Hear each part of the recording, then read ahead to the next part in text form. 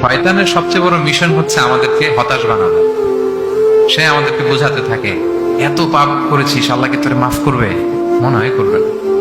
এত পাপ হয়ে গেছে, এত অন্যায় হয়ে গেছে, মনে হয় আল্লাহ আর পাপ করবে, মাফ করবে না। যা হয়েছে হয়েছে, আরেকটু কর, আরেকটু এনজয় করতে থাক, আরেকটু গা ভাসায় দেয় পাপের সাগর। এরকম আপনারে প্রভোগ করতে থাকে সে, আপনাকে আশাবাদী হতে দেয় না যে না, আমি পাপ যতই করি, আমার পাপ যত বড় হোক, আল্লাহর রহমতের দরিয়া তার চাইতে বড়। এটা ভাবতে দেয় না শয়তান আমাদের, বারবার বারবার নিরাশ করতে থাকে। নিরাশ যদি আমাদেরকে করতে পারে, শয়তান সফল।